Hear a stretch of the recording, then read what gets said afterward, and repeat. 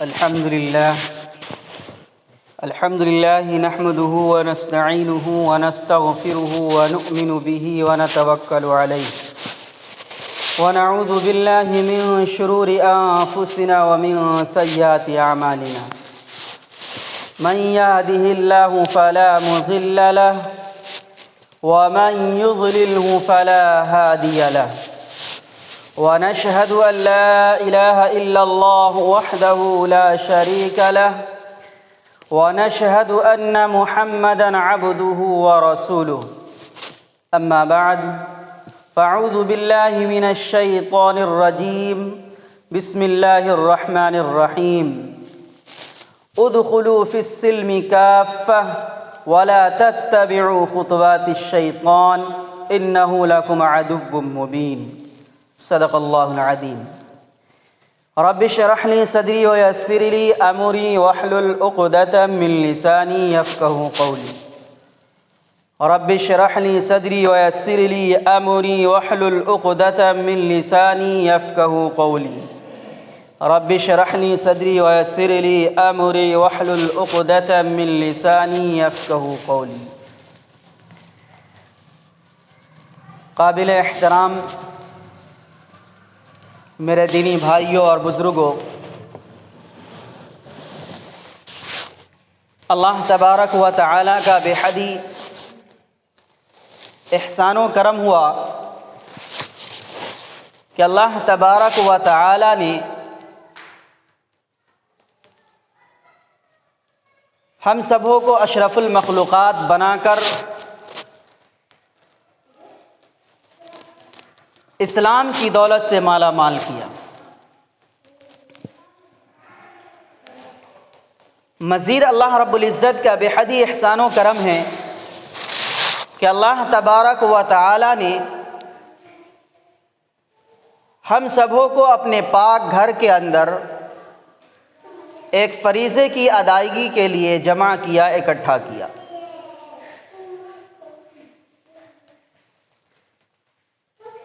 ہم اور آپ اللہ رب العزت کے فرض کردہ احکام کو بجا لانے کے لیے اللہ کے پاک گھر کے اندر جمع ہوئے۔ میرے محترم بزرگوں اور دوستو، خطبے کے درمیان جو آیت تلاوت کی گئی ہے ادخلوا فی السلم کافہ، کہ اسلام کے اندر پورے داخل ہو جاؤ۔ میرے محترم بزرگوں اور دوستو، یہاں پر ایک سوال ہوتا ہے، ہمارے اور آپ کے دل و دماغ کے اندر یہ سوال گونج رہا ہوگا کہ ہم لوگ تو اسلام کو ماننے والے ہیں ہی، ہم تو مسلمان کہلاتے ہی ہیں، پھر بھی ہم سے کہا جا رہا ہے کہ اسلام کے اندر داخل ہو جاؤ۔ اس کا کیا مطلب ہے؟ تو میرے محترم بزرگوں اور دوستو، اس کی لمبی تفسیر ہے کہ اسلام میں داخل ہونے کا مطلب کیا ہے۔ ہم تو مسلمان ہیں، کلمہ طیبہ لا الہ الا اللہ محمد الرسول اللہ کا اقرار کیا، زبان سے پڑھتے بھی ہیں، لیکن پھر بھی مسلمانوں سے یہ کہا جا رہا ہے، اسلام کے چاہنے والوں سے یہ کہا جا رہا ہے کہ اسلام کے اندر پورے داخل ہو جاؤ۔ تو میرے محترم بزرگوں اور دوستو، یقیناً ہم اور آپ اللہ اور اللہ کے رسول پر ایمان رکھتے ہیں، لیکن ایمان رکھنے کے ساتھ ساتھ اسلام کے جو احکام ہیں، اسلام کا جو حکم ہے، اس کے اندر ہماری کوتاہی پائی جاتی ہے۔ جس طریقے سے اسلام کے اوپر ہماری زندگی گزرنی چاہیے، جو اصول اور جو طریقہ اور جو شریعت اسلام کے اندر ہے زندگی گزارنے کا، اس سے ہم اور آپ ہٹ چکے ہیں۔ مسلمان تو کہلاتے ہیں، ایمان والے کہلاتے تو ہیں، لیکن اسلام کا تقاضا کیا ہے، ایمان ہم سے کیا چاہ رہا ہے، اس کے مطابق ہماری زندگی نہیں گزر رہی ہے۔ اسی لیے کہا جا رہا ہے کہ اسلام کے اندر پورے پورے داخل ہو جاؤ۔ اس آیت کریمہ کا شان نزول، یہ آیت جو نازل ہوئی کس واقعے کے تحت نازل ہوئی ہے، تو میرے محترم بزرگوں اور دوستو، عبداللہ بن سلام اور یہودیوں کے بڑے بڑے عالم جو تھے، ان لوگوں نے ایمان قبول کیا، محمد عربی صلی اللہ علیہ وسلم کے ہاتھ پر بیعت کیا، اسلام قبول کیا۔ تو ان لوگوں نے جناب نبی کریم صلی اللہ علیہ وسلم کے دربار میں یہ اپنی آرزو اور اپنا درخواست پیش کی کہ ہم یہ چاہتے ہیں کہ ہم اپنے مذاہب، پچھلے مذاہب کا بھی احترام کرتے ہوئے ہفتے کے دن کا احترام کریں، اور اونٹ کا گوشت اور دودھ سے پرہیز کریں، ہمیں اس کی اجازت دے دی جائے اور اسلام پر بھی عمل کریں۔ خلاصہ کلام یہ تھا ان کے کہنے کا کہ ہماری یہ خواہش ہے کہ ہم پچھلے ادیان، جس یہودی دین پر جو ہم گامزن تھے، اس پر بھی ہماری زندگی گزرتی رہے، اور اس کے ساتھ ساتھ اسلام کے مطابق بھی ہماری زندگی گزرے، یہ اس کی اجازت دے دی جائے۔ اس پر اللہ تبارک و تعالیٰ نے یہ آیت نازل کیا، ادخلوا فی السلم کافہ، کہ اسلام کے اندر پورے پورے داخل ہو جاؤ۔ اور یہ قاعدہ ہے کہ جب ناسخ آ جاتا ہے تو منسوخ پر عمل نہیں کیا جاتا ہے۔ تو دین اسلام کے آنے کے بعد جتنے سارے ادیان تھے، ادیان باطلہ، سب منسوخ ہو چکا، اب اس پر کسی کو عمل کرنے کا یا اس کے مطابق کسی کو زندگی گزارنے کا اسلام کے بعد اجازت نہیں۔ جب آپ اسلام قبول کر لیں گے تو اب دوسرے دنوں کے اوپر عمل کرنا، دوسرے مذاہب کو ماننا، یہ اسلام کے اندر گنجائش نہیں ہے۔ تو میرے محترم بزرگوں اور دوستو، آج ہم اور آپ بھی اسلام کے ماننے والے ہیں، لیکن اسلام کو ماننے کے ساتھ ساتھ، مسلمان کہلانے کے ساتھ ساتھ، دین مذہب کے ماننے والے ہونے کے ساتھ ساتھ ہم غیروں کے طریقے کو بھی اپنائے جاتے ہیں۔ اس لیے یہ آیت ہمارے اوپر بھی فٹ ہو رہی ہے، یہ آیت ہمارے پر بھی ثابت ہو رہی ہے، یہ آیت ہم سے خطاب کر رہی ہے کہ اسلام کے اندر پورے داخل ہو جاؤ، غیروں کے طریقے کو چھوڑ دیا جائے۔ ایسا نہ ہو کہ ہمارا دل اسلام کو ماننے والا ہے، ہم ظاہراً تو یہ کہیں کہ ہم اسلام کو مانتے ہیں، لیکن دل سے ہم دوسرے مذاہب اس کی رہنمائی کرے یا اس کی طرف دوسروں کو دعوت دے کہ وہ بھی دین ٹھیک ہے۔ تو میرے محترم بزرگوں اور دوستو، اسلام کے اندر اس کی گنجائش نہیں ہے۔ یا جس طریقے سے کہا جائے کہ ابھی کا جو یہ غیر مسلموں کے تہوار چل رہے ہیں، غیر مسلموں کے جو تہوار چل رہے ہیں، ابھی دیوالی گزری، چھٹ آنے والا ہے، اور نہ جانے ان کے سینکڑوں تہوار ہوتے ہیں، تو آج کا ہمارا مسلمان یہ سوچتا ہے کہ ہم ان کے اندر بھی شرکت کریں، ان کی دیوالیاں کو بھی منائیں، ان کے چھٹ کے اندر بھی شریک ہو۔ تو میرے محترم بزرگوں اور دوستو، اسلام کے اندر اس کی گنجائش نہیں ہے۔ اسلام کے اندر تمام علماء کا اتفاق ہے، اجماع ہے اس بات کے اوپر کہ ادیان باطلہ کی حمایت کرنا یا اس کے تہوار کے اندر شریک ہونا بالکل درست نہیں ہے۔ ہاں، اتنی گنجائش رکھی ہے کہ اگر آپ ایسے مقام پر رہتے ہیں، آپ ایسی جگہ پر رہتے ہیں جہاں غیر مسلموں کی آبادی زیادہ ہے، جہاں غیر مذاہب کے ماننے والے کی آبادی زیادہ ہے اور اس مقام پر آپ کا گھر ہے، آپ وہاں رہتے ہیں، اور یہ آپ کو امید ہے، یہ آپ کو ڈر لگ رہا ہے کہ اگر ہم نے اس کے ساتھ نہیں دیا، اگر ہم نے اس کا ہیلپ نہیں کیا تو وہ ہمارے اوپر ظلم کریں گے، وہ ہمارے اوپر زبر و زیادتی کریں گے، ہمیں قتل کر دیں گے، ہمارے ساتھ برا سلوک کریں گے۔ تو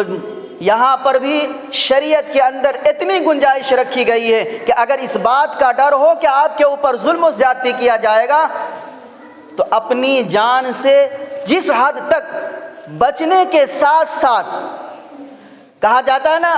کہ سانپ بھی مر جائے اور لاٹھی بھی نہ ٹوٹے، تو اس انداز کے اندر آپ وہاں شریک ہوتے ہیں، تو اسلام کے اندر صرف اتنی گنجائش ہے۔ تو میرے محترم بزرگوں اور دوستو، تو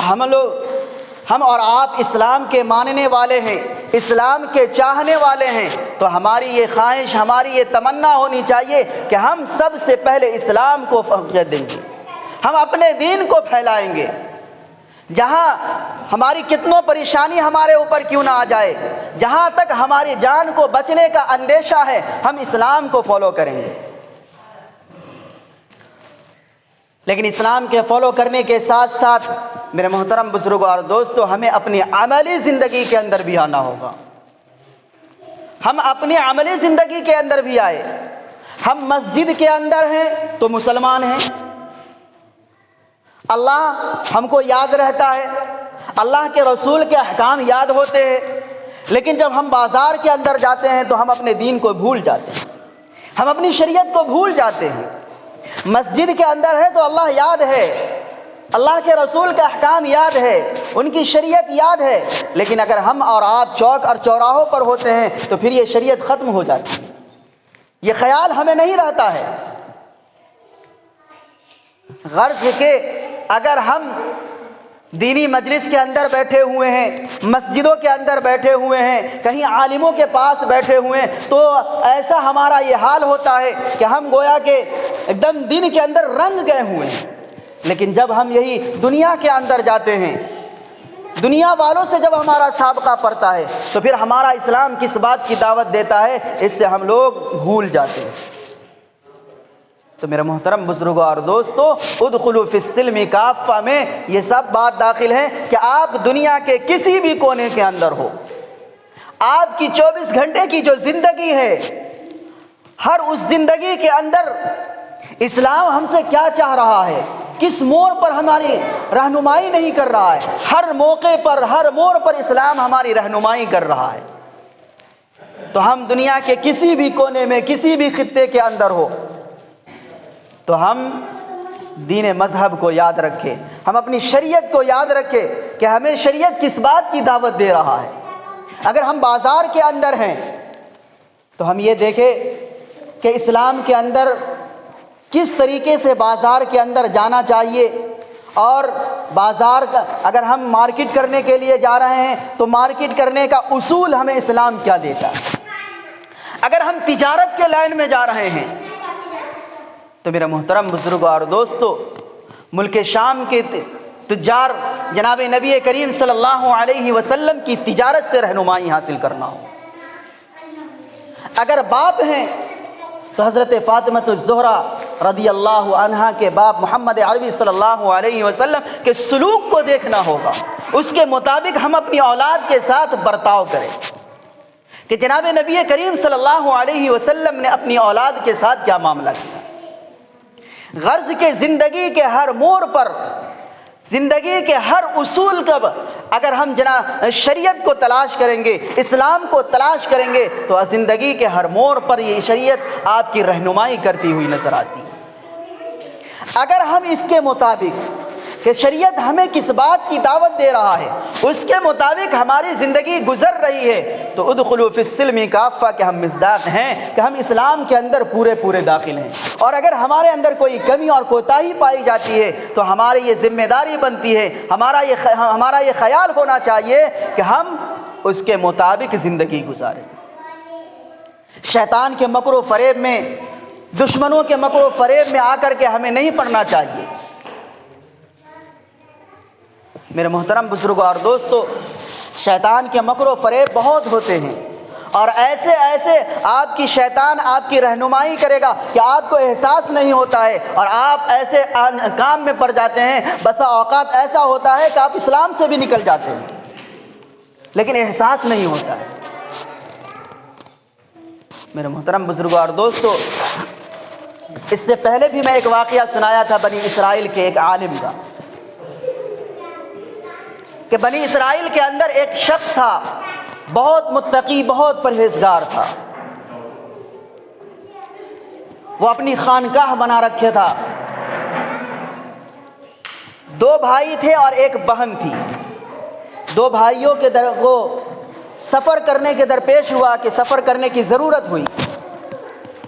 تو دونوں بھائیوں نے سوچا کہ اگر ہم سفر پر چلے جاتے ہیں تو پھر میری بہن کا کیا ہوگا۔